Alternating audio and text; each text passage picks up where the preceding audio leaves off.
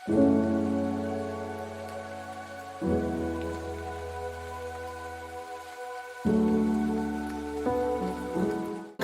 iman kami ya Roh Kudus, menjadi satu biji sesawi menolong semua orang. Gunung pun akan pindah. Karena kami imannya pas-pasan, tambahkan iman kami seperti doa murid-murid-Mu kepada Tuhan. Tambahkan iman kami ya Bapa. Amin. Terima kasih Bapa Sorgawi. Urapi kami, taruh semua beban masalah kami ke bawah kaki-Mu. Dan semua tugas-tugas kami juga, yang masak, yang bersih-bersih, yang sibuk sendiri, duduk diam seperti Maria, tinggalkan sementara pekerjaan Anda, Dear Martha. Ini waktunya mendengar suara Allah. Terima kasih Roh Kudus, berbicara lewat hamba-Mu. Hamba-Mu menyampaikan bukan hal-hal yang hamba ingin sampaikan, tapi hal-hal yang perlu disampaikan untuk menolong orang. Tolong kami, dalam nama Yesus. Amin. Praise the Lord, puji Tuhan. Ambil Alkitabnya. Ya, kita konsentrasi. Kita baca cerita tentang Daud dan Goliat. Semua orang udah tahu cerita ini. 1 Samuel pasal 17. Saya kasih judul sharing saya ini, Aku Punya Tuhan. Gitu gimana? Aku punya Tuhan. Coba katakan pada masalahmu sendiri, aku punya Tuhan. Katakan pada orang-orang sekeliling Anda juga. Atau lebih tepatnya, katakan pada diri sendiri. I have God. Aku punya Tuhan. I have the Lord. Jangan takut, jangan khawatir. Setiap pintu yang buntu, itu pratanda ada pintu baru. Dan kadang-kadang Tuhan tidak perlu buka pintu yang rusak. Tuhan kasih yang brand new. Atau bisa jadi, satu pintu tertutup itu, berarti ada 10 pintu lain terbuka. Jadi jangan pernah putus asa.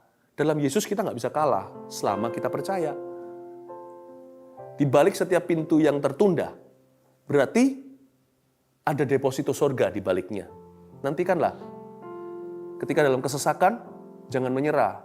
Karena biasanya belum jatuh tempo itu mujizat yang harus diterima. Kita yakin, ya, kita ini bukan orang serakah ikut Tuhan karena mujizatnya. Kita ikut Tuhan karena Tuhannya. Tapi kita juga tahu Allah kita itu ajaib. Jadi boleh nggak kita berharap akan mujizat justru di masa susah? Percayalah. Orang dunia aja bisa optimis. Kalau kita optimis, itu standar dunia. Kita beriman. Kita harus yakin. Seperti Daud mengalami suatu mujizat, the Goliath moment, momentum Goliath menjadi momentum, justru momentum kemuliaan. Apa yang menjadi sesuatu yang menakutkan, malah justru menjadi sesuatu yang membanggakan. Percayalah, apa yang Anda alami ini sementara, pasti akan menjadi kesaksian, karena itu jangan menyerah. Kita lihat 1 Samuel 17, Goliat menantang tentara Israel. Kita baca ayat-ayatnya dulu ya. Saya bacakan dulu, kita baca Alkitab dulu, nanti saya jelaskan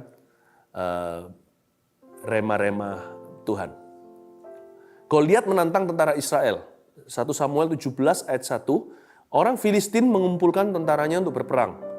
Mereka berkumpul di Soko yang di tanah Yehuda, dan berkemah antara Soko dan Aseka di Efes Damim. Saul dan orang-orang Israel juga berkumpul dan berkemah di lembah Terbantin. Mereka mengatur barisan perangnya berhadapan dengan orang Filistin. Orang Filistin berdiri di bukit sebelah sini dan orang Israel berdiri di bukit sebelah sana. Dan lembah ada di antara mereka. Lalu tampillah keluar seorang pendekar dari tentara orang Filistin. Namanya Goliat dari Gad. Tingginya 6 hasta sejengkal, kira-kira 3 meteran. Ketopong tembaga ada di kepalanya dan dia memakai baju sirah yang bersisik. Berat baju sirah itu 5.000 shekal tembaga. Itu puluhan kilo, saudara. Dia memakai penutup kaki dari tembaga dan di bahunya ia memanggul lembing tembaga. Gagang tombaknya seperti pesa tukang tenun dan mata tombaknya itu 600 shekal besi beratnya kira-kira 7 kiloan. Dan seorang pembawa perisai berjalan di depan. Ia berdiri dan berseru kepada barisan Israel, katanya kepada mereka, mengapa kamu keluar untuk mengatur barisan perangmu? Ngapain itu? Gitu. Bukankah aku seorang Filistin, kamu adalah hamba Saul? Pilihlah bagimu seorang dan biarlah ia turun mendapatkan daku. Jika ia dapat berperang melawan aku dan mengalahkan aku, kata Goliat, maka kami akan menjadi hambamu. Tetapi jika aku dapat mengungguli dia dan mengalahkannya, maka kamu akan menjadi hamba kami dan takluk kepada kami. Pula kata orang Filistin itu, aku menantang hari ini barisan Israel. Berikanlah kepadaku seorang, supaya kami berperang seorang lawan seorang. Ketika Saul dan segenap orang Israel mendengar perkataan orang Filistin itu, maka bukan beriman, cemaslah hati mereka. Dan sangat ketakutan. Kata cemas atau ketakutan itu dalam bahasa Inggrisnya di-combine jadi satu, namanya discouragement. Discourage itu down, hatinya down. Anjlok begitulah ya, seperti bungee jumping dari sorga ke bawah. Bukannya mereka percaya mengapi-apikan diri seperti yang kita sekarang lakukan, kita saling menguatkan, mereka saling melemahkan. Lalu kita lihat 1 ayat 16, lompat. Daud tiba di medan pertempuran. Perhatikan apa yang Goliat lakukan dan berapa hari dia melakukannya. Orang Filistin itu mendekat pada pagi hari dan pada petang hari, kayak minum obat aja, 2 kali sehari minum antibiotika.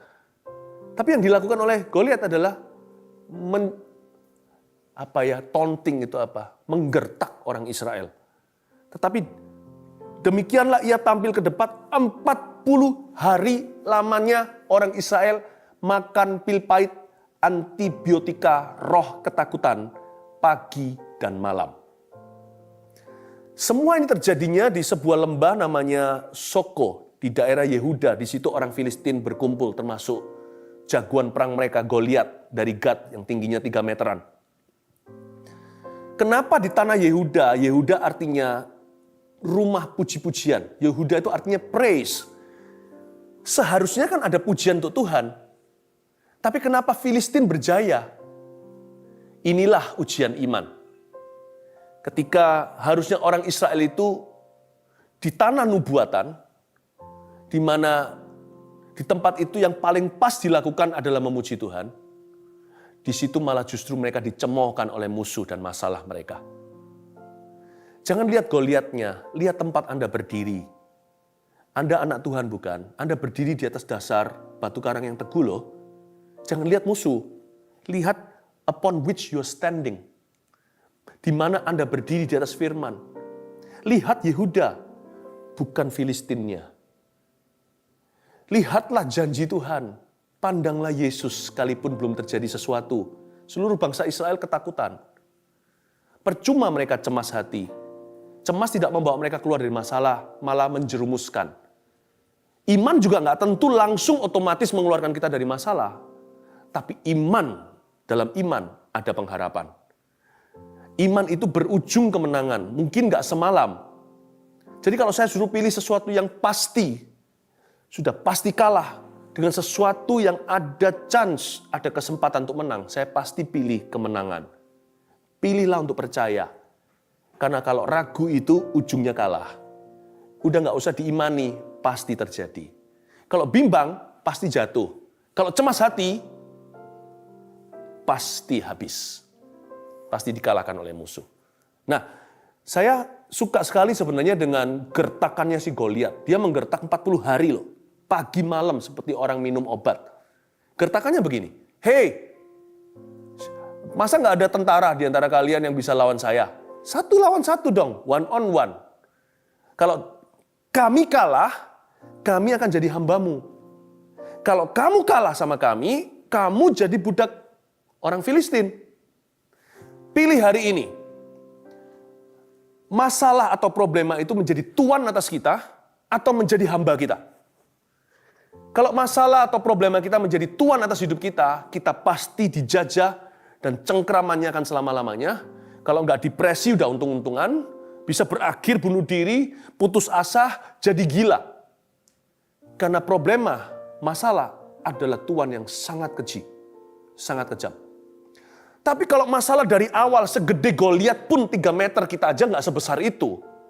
Kalau kita lihat diri kita ya kita nggak akan bisa lebih besar dari masalah kita. Tapi kalau kita lihat siapa di dalam diri kita, masalah nggak lebih besar. Roh di dalam kita lebih besar daripada roh di dalam dunia. Itu cara pandang. Sejujurnya fakta mengatakan kita nggak lebih besar dari problema. Itulah sebabnya kita gelisah ketika masalah terjadi karena masalah itu besar sekali. Ya. Tapi apa arti ayat firman yang berkata dia terlebih besar di dalammu? Roh di dalam dirimu itu lebih besar daripada roh di dalam dunia. Jangan bandingkan masalah dengan kita itu apple to apple, you and me. Masalah itu harus diperhadapkan dengan Tuhan yang ada di dalam diri kita. Nah, maka masalah itu menjadi kecil. Kalau diperhadapkan dengan kita, masalah itu besar. Goliat lawan Daud, lawan tentara Israel, Goliat gede sekali. Goliat lawan Tuhannya Israel, kecil. Now, Anda ke medan perang itu pakai iman atau pakai pengertian sendiri. Itu menentukan kemenangan. Mereka gemetar, cemas semuanya. Saul dengan ribuan orang tidak berdaya. Tapi Daud ketika tahu bahwa umat Israel tidak berdaya, justru dia percaya, justru dia berdoa, justru dia datang dengan nama Tuhan. Dengan keyakinan. Chance-nya 50-50, 50-50, entah menang entah kalah. Masa Daud nggak tahu resikonya dia maju ke situ. Dia bisa disashimi sama Goliat itu. Tapi dia tahu bahwa iman mengandung kesempatan. Iman mengandung pengharapan. Tapi kalau dia menyamakan diri dengan Saul dan kawan-kawan yang sudah cemas, maka tidak ada harapan bagi mereka, so pasti kalah. Daud mengambil keputusan yang benar. Iman itu penuh resiko, tapi dia tetap memakai iman. Mungkin Anda beriman belum terjadi sesuatu, saya ngerti itu. Tetaplah beriman, karena chance-nya ada untuk mengalami mujizat Allah. Daripada cemas, takut, discourage, daripada kita ragu dan bimbang. Kita sudah seal of faith. Kita berarti sudah memeteraikan nasib kita. Kita pasti kalah dengan keadaan dan problema. Jadikan problema itu hambamu, bukan tuanmu. Beritahu sama Goliat, baik, tantanganmu kuterima. Hai masalah, Tuhan kami akan menghadapimu. Dan kamu akan menjadi hamba kami. Problema akan menjadi servant kita. Problema akan membuat kita semakin indah dalam Tuhan. Problema akan membuat kita semakin rendah hati, semakin tangguh, semakin ulet, semakin pintar kemudian hari, seperti biaya kuliah saat ini. Masalah akan membuat kita menjadi orang yang lebih tekun, lebih penuh, lebih lengkap, lebih dewasa, tidak kekurangan sesuatu. Seperti kata Yakobus, berbahagialah kamu jikalau kamu jatuh ke dalam berbagai macam pencobaan. Karena pencobaan akan imanmu itu menghasilkan ketekunan. Masalah itu adalah hamba yang sangat setia. Masalah adalah servant yang sangat useful, yang sangat berguna. Jangan jadikan problema tuanmu. Kalau itu terjadi, matilah kamu dan aku. Karena dia pasti tidak berbelas kasih. Tuhan adalah Tuhan kita. Dia majikan kita. Masalah adalah hamba. Tell your own soul. Beritahu pada jiwamu sendiri. Problema, you're under my Lord's feet. Kau di bawah kaki Tuhanku. Dan aku masih belajar untuk mengerti dirimu, hai masalahku. Aku pasti akan bisa mengalahkanmu. Bukan dengan gagah perkasa, tapi oleh roh-Mu ya Tuhan, aku akan bisa mengatasi situasi ini. Ini luar biasa. Ya. Nah, 40 hari 40 malam. Coba pikirkan sedikit. Ngapain sih itu Goliat sama Filistin? Kalau mereka memang betul-betul nafsunya adalah nyawa bangsa Israel, ngapain tunggu 1 bulan lebih 10 hari? Sikat aja, mereka pasti they will stand no chance. Mereka tidak akan ada harapan menang. Kalau katakanlah bangsa, nggak usah basa-basi nih Filistin, karena perang itu mahal kan. Tiap pagi malam itu nasi bungkusan berapa. Dia keluar lalu dia mencerca. Kalau memang betul-betul yang diingini oleh Goliat itu nyawa, langsung aja serang, mati semua itu. Karena mereka semua sudah ketakutan.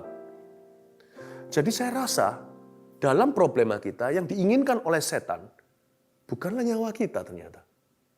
Apa yang dimaui oleh Filistin? Kenapa dia kok menunggu? Kenapa bertele-tele? Kenapa menunda? Kalau memang yang diinginkan adalah kota mereka setelah bunuh, itu seluruh Yerusalem dan kota-kota lainnya, seluruh Israel milik mereka. Jadi ternyata mereka itu tidak ingin nyawanya bangsa Israel atau teritorinya. Jadi setan tidak ingin harta kita, bahkan kesehatan kita. Bahkan setan tidak nafsu dengan nyawa kita. Mau tahu nggak setan itu mau ambil apa? Kenapa 40 hari dia keluar pagi malam untuk menghina? Itu menghina suara Goliat keras, karena itu di lembah kan mantul semuanya, itu semua orang dengar. Itu ketakutan merayap dan merasuki seluruh dada tentara umat pilihan Allah. Yang diinginkan Goliat adalah iman mereka. Goliat ingin supaya mereka punya hubungan dengan Kristus hancur. Yang Goliat harapkan dan dambakan bukan nyawa. Kalau bunuh sekali mati. Dia mau itu jadi reputasi, turun-temurun, bangsa Israel kehilangan Tuhannya. Goliat itu ada setan di dalamnya. Roh jahat itu tahu mengerti bahwa ini umat pilihan. Jadi iblis tahu kalau Goliat udah mati, nanti Daud pun mati, Saul pun mati, masih ada zaman-zaman berikutnya sampai Anda dan saya. Setan tuh ngerti, setan gak maha tahu, tapi setan tuh tahu urapan. Setan tidak tahu segala sesuatu, tapi setan tuh mengerti siapa yang akan dipakai oleh Tuhan. Karena setan tahu bisnis Anda akan dipakai oleh Tuhan, keluarga Anda akan dipakai Tuhan, hidup Anda akan dipakai Tuhan, masa depan Anda akan dipakai Tuhan, masa muda Anda akan dipakai oleh Tuhan, talenta Anda akan dipakai Tuhan. Setan tidak ingin sekarang Anda bangkrut. Yang dia inginkan bukan harta duniawimu, bahkan bukan nyawamu. Sekalipun dia bisa mencuri, membunuh, membinasakan hari ini, dia bisa membuatmu mati. Dia nggak kepingin hanya itu. Dia tahu orang-orang pilihan Allah. Dia bisa membaca dan merasakan urapan kita. Dia tahu that God wants to use you. Tuhan mau memakaimu. Jadi yang dia mau cari, dan dia mau curi, dan dia mau habisi dalam hidup kita, itu ada 3. Catat ini. Faith, hope, and love. Dia mau curi, bunuh, binasakan iman kita. Dia punya goal bukan supaya kita hancur, atau kita mati karena wabah, atau kita itu bangkrut karena ekonomi jatuh. Dia ingin supaya kita keluar dari pandemi atau masalah apapun lembah ini, kita jadi orang yang hilang imannya. Minimal kurang percaya sama Tuhan setelah ini. Kalau dia bisa lakukan itu, cuannya besar dan panjang. Karena yang dia curi bukan hanya dirimu, turun-temurun sampai keturunanmu dan masa depanmu.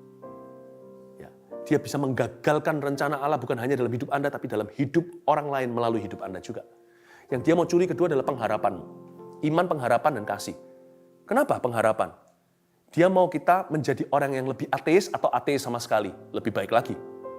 Supaya kita menjadi orang-orang yang tidak lagi menaruh harapan pada Tuhan, karena dalam hati kita punya satu pikiran yang salah. Allah itu mengecewakan. Dan janji-janjinya itu palsu. Dia mau kita kehilangan iman. Kalau nggak gitu Goliat ngapain 40 hari? Begitu. Dia ingin sekali send a message ke seluruh Israel supaya dicatat di Alkitab kita. Supaya nanti turun-temurun kalau Daud nggak muncul. Hari ini kita tidak punya fondasi untuk beriman pada Tuhan. Untung ada Daud yang berani bayar harga. Terakhir, yang dia mau curi adalah kasih. Dia nggak mau kita mengasihi Tuhan dan merasakan kasih Tuhan. Atau mengalami kasih Tuhan. Dia ingin kita menjadi orang yang kepahitan dan kecewa dengan Tuhan. Itu yang Goliat mau. Tapi kita lihat ya, ayat yang ke-40. Kita lompat sekarang satu ayat lagi. 1 Samuel 17 ayat 40, saya jelaskan bagaimana Daud menghadapi orang besar ini. Perkelahian Daud dengan Goliat, ayat 40 bunyinya, lalu Daud mengambil tongkatnya di tangannya, dipilihnya dari dasar sungai. 5 batu yang licin. Ingat ini ya, dari dasar sungai. Bukan dari permukaan, bukan dari pinggiran. 5 batu yang licin, bukan 3, bukan 1. Dan ditaruhnya dalam kantung gembala yang dibawanya, yaitu tempat batu-batu. Sedang umbannya dipegangnya di tangannya. Demikianlah ia mendekati orang Filistin itu. Saya nggak perlu jelaskan secara detail terperinci ceritanya, nanti Anda bisa baca sendiri. Karena kita terbatas IG ini waktunya. Tapi Daud ambil dari dasar sungai itu 5 batu licin. Itu batu-batu kecil, kerikil gitulah, tapi lebih besar. Apapun yang Anda ambil dari dasar bicara tentang firman, dasar yang teguh. Apa yang Anda ambil dari firman, tidak akan kembali sia-sia. 5 batu itu akan kepakai semua. Tentunya kita tahu, Daud hanya pakai 1 batu aja untuk membunuh sang raksasa. Dasar juga bicara tentang hubungan kita, hubungan intim dengan Roh Kudus. Ya, ketika kita masuk lebih dalam, nggak jadi Kristen pelataran, kita masuk sedalam-dalamnya dengan Tuhan, di situ Roh Kudus begitu intim dekat dengan kita. Apapun yang lahir dari sana, kekal sifatnya, tidak akan sia-sia. Nah, 5 batu licin ini hanya kepake 1. Jadi, dibutuhkan hanya 1/5 untuk robohkan sang raksasa. Dengan kata lain, karena aku punya Tuhan, Tuhan tinggal di dalam diriku, aku lebih kuat daripada yang kuduga. 20% aja dari iman di dalamku cukup untuk menyelesaikan permasalahanku. Catat itu, 20% aja dari iman di dalam aku ini, karena aku punya Tuhan, aku punya Roh Kudus, aku punya firman. 20% aja biji sesawi, 20% aja daripada iman yang ada di dalam diriku ini cukup untuk menyelesaikan perkaraku dan permasalahanku. Lalu sisanya untuk apa? Bukankah Alkitab mengatakan dia terlebih besar? Roh yang ditaruh dalam diri kita lebih besar daripada roh yang dalam dunia. Kalau lebih besar, berapa kembaliannya? Lalu 80% kembaliannya itu kemana? Untuk apa? Apakah iman kita menganggur? Kita ini lebih kuat daripada yang kita duga loh. Olahraga contohnya. Ya, badan kita itu kalau dibiarkan malas, dia akan lemas. Tapi aneh, saya sendiri memperhatikan hari-hari ini kan banyak di rumah. Saya sering olahraga. Ternyata ya, saya baru sadari kalau raga kita olah, kita menemukan kekuatan baru. Kita lebih kuat daripada yang kita sangka. Suruh sit up katakan sekian banyak. Waduh, dulu kita lihat angka segitu aja udah takut setengah mati. Sekarang mudah sekali karena tiap hari melakukan. Ternyata badan kita itu reservasi di dalamnya ada kekuatan fisik alami lebih daripada yang kita rasakan, lebih daripada yang kita ketahui. Tahu nggak? Kita rasanya iman pas-pasan, rasanya ngotot. Aduh Tuhan, gimana keluar dari problema itu? Karena kita salah fokus pada diri sendiri. Kalau kita fokus pada Tuhan, ternyata 20% aja, 1/5 aja daripada imanku cukup menyelesaikan permasalahanku. Masih ada kembalian lagi karena dia lebih besar. Kembaliannya 80% itu kemana? Kemana? Pakailah untuk mengasihi Tuhan dengan segenap hati dan kekuatan. Pakailah untuk memuji dan menyembah. Siapakah aku ini Tuhan, jadi biji matamu? Dengan apakah ku balas Tuhan selain puji dan sembah Kau? Pakai untuk memuji menyembah. Jangan meratapi masalah. 20% aja, 1/5. Cukup untuk Goliat itu, porsi jangan banyak-banyak. Kembalian sisanya itu masih ada 80. Gunakan untuk memuji dan menyembah Tuhan kita tercinta. Selain itu, pakailah untuk jadi berkat bagi orang lain. Untuk terus memberkati, karena lebih diberkati memberi daripada menerima. Memperhatikan diri sendiri melulu sampai kapan, saudara? Kalau iman itu feeling, kita nggak akan pernah merasa cukup kuat. Tapi kalau iman itu tujuan, ternyata kita lebih kuat daripada yang kita duga. Ternyata masalah itu tidak menguras seluruh tenaga. Masalah kita maksudnya. Masih ada ruang untuk bisa tanggung masalah orang. Fokus saya hari-hari ini bukan masalah sendiri, saya juga punya problema. Masa menurut Anda yang punya problema, saya enggak? Saya punya. Tapi fokus saya sekarang adalah menolong Anda. Saya akan pakai iman saya untuk menginspirasi, untuk mengangkat Anda, untuk sepakat, untuk sama-sama bergabung saling menguatkan. I'm not praying for my miracles, I'm praying for your miracles. Berdoa untuk mujizatmu, bukan untuk mujizatku. 4 dari batu yang diambil oleh Daud yang tidak terpakai. Tahu nggak jadi apa? Di 2 Samuel, nggak usah dibuka.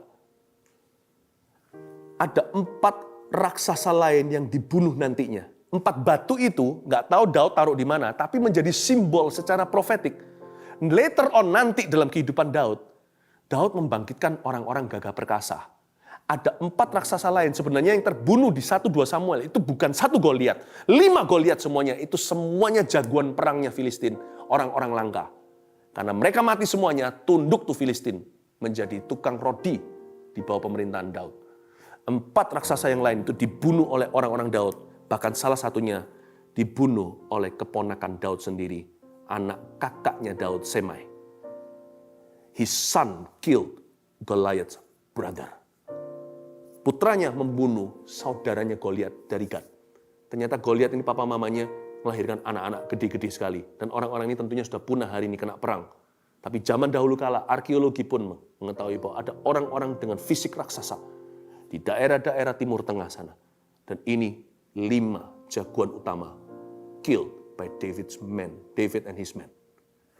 Bayangin, Daud masih punya sisa batu yang dipakai untuk dirinya sendiri. Dia hari itu tidak mati, itu pun demi Saul. Dia hanya pakai 1, 4 yang lain. Dia gunakan secara simbolik profetik untuk membangkitkan orang-orang baru. Pakailah sisa imanmu, kembalian 80 itu, untuk menguatkan sesamamu. Bukankah Yesus ngomong begini sama Petrus? Petrus, aku berdoa supaya kamu jangan gugur. Iblis sudah menuntut untuk menampimu. Tapi ketika kamu kuat, ya catat, ketika kamu kuat, kata Yesus pada Petrus, kuatkan saudara-saudaramu. Tuhan berkata, when you are fine, when you are strong, kalau kamu sudah pulih, waktu kamu sudah kuat, kuatkan saudara-saudaramu. Makanya Petrus menjadi soko guru pegang kunci yang dari Tuhan untuk gerejanya. Pakailah sisa imanmu, sisanya lebih banyak 80. Pakailah untuk memberkati saudara seiman, untuk menguatkan, untuk mendoakan. Saya yakin Papa perlu Anda doakan, hai anak-anak, hai anak muda, doakan. Karena pergi ke kerja sekarang ini, stresnya luar biasa. Yang nggak kerja, juga stresnya luar biasa. Kerja di hospital, kayak pergi ke medan perang. Nggak ke hospital, nggak di hospital, juga sama aja, nggak ada kerjaan. Anda doakan. Jangan melulu untuk dirimu. Doakan orang lain, doakan anak-anak muda, sekolahnya gimana. Nanti semester berikutnya kamu masih bisa masuk, enggak gimana dengan cita-citamu, pekerjaanmu, orang yang kena PHK. Oh, terlalu banyak. Semua orang perlu didoakan, tak peduli apapun profesinya. Gunakan. Dan saya bangga, saya bersyukur hari ini Tuhan beri kesempatan untuk kami menggunakan 4 batu kami untuk memberkati Anda sekalian. Anda semua setiap minggunya. Mari saat ini, tangkap firman ini dan lakukan. Niscaya, percayalah, Anda akan melihat kemuliaan Tuhan dalam kehidupan Anda. Masalahmu, Tuhan yang akan tanggulangi. Percayalah itu. Kita punya Tuhan, bukan? Coba katakan pada diri sendiri, letakkan tangan di dada seperti ini. Aku punya Tuhan. Haleluya. Haleluya. Terimalah berkat dari Tuhan. Saudara-saudara seiman, kita punya Tuhan. Miliki hati yang sukacita bergembira setiap hari. Karena Tuhan belum selesai dan masih ada pengharapan di dalam iman. Terima kasih Tuhan, Engkau memperhatikan setiap domba-dombamu, Engkau mengasihi tanpa batasnya. Kami punya Tuhan, kami punya semangat hidup. Kami tahu jalan buntu yang kelihatannya tertutup di depan kami hanyalah sebuah pintu menuju pada pintu-pintu yang terbuka di belakangnya. Terima kasih Bapa Sorgawi, Engkau mengasihi kami semuanya. Kami percaya dan menerima sekarang, tidak satu pun di antara kami yang lemah. Iman kami bersama-sama dikumpulkan sebesar biji sesawi. Kami saling menguatkan, tak seorang pun yang sendirian. Iman kami cukup memindahkan gunung setiap orang yang mendengarkan. Dalam nama Yesus, haleluya, amin.